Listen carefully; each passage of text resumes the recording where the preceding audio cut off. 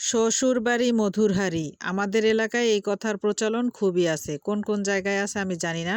অবশ্যই যারা আমার ভিডিওটা দেখবেন কমেন্ট করে জানাবেন। হ্যালো এভরিওয়ান, আসসালামু আলাইকুম। কেমন আছেন সবাই?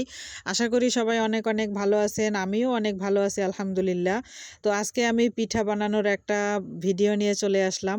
প্রথমে চাল গুঁড়া করার জন্য দেখুন আমি একটা হামানদিস্তা নিয়ে নিছি। তো এখানে আমি চাল গুঁড়া করতেছি। এটাতে চাল গুঁড়া করতে যে কি শান্তি! যারা করছে তারা তো অবশ্যই জানে। তো চাল গুঁড়া করতে করতে যখন আমি ক্লান্ত হয়ে গেলাম, ছোট বোন কতগুলা বড়ই ছেঁচে সামনে এনে বলে, নাও এখন খাও, তাহলেই দেখবা তোমার সব ক্লান্তি দূর হয়ে যাবে। তো আসলে এই কথাটা ঠিক বলছে, কারণ সবাই মিলে একসাথে বড়ই ছেঁচা খেতে কিন্তু ভীষণ মজা। টক মিষ্টি ঝাল বড়ই ছেঁচা। তো আমার মা পিঠা বানানোর জন্য সব কিছু রেডি করে নিচ্ছে। তো এগুলো হচ্ছে রস, তারপরে দুধ জাল করে নিচ্ছে। আমি মাঝে মাঝে অনেক ক্লিপগুলো নিতে মিস করছি। তো যাই হোক, আমার ছোট বোন আজকে পিঠা ভাজতে বসছে, কারণ ওর হাতে এই পিঠাটা অনেক ভালো হয়। আর আমার হাতে এই পিঠা একদমই হয় না। আমি কেন জানি এই পিঠাটা বানাতেই পারি না সুন্দর করে। আর মোটামুটি সব ধরনের পিঠাই আমি বানাতে পারি, কিন্তু এই পিঠাটা আমি কেন জানি বানাতে পারি না।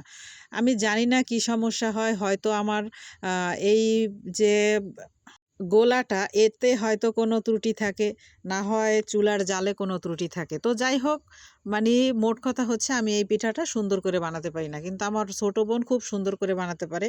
তাই মা ওর কাছে সবকিছু রেডি করে ওর কাছে দিয়ে গেছে পিঠা বানাতে। আর আমি পাশে চেয়ারে বসে বসে শুধু ভিডিও করছি আর ২ বোনে মিলে হাসাহাসি করছি। কি আর করব?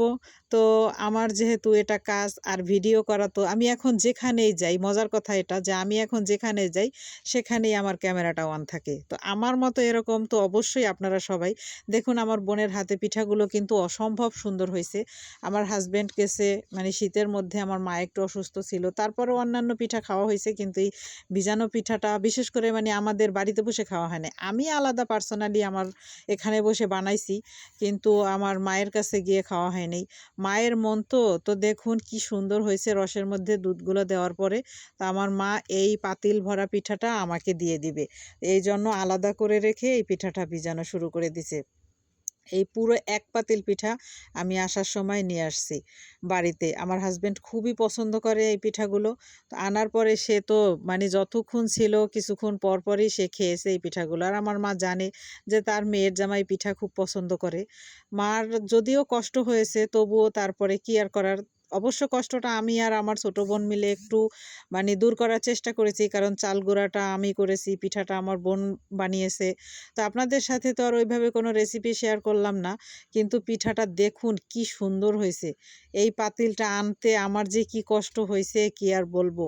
খুবই সুন্দর হয়েছে দেখুন পিঠাগুলো। একদম রসালো।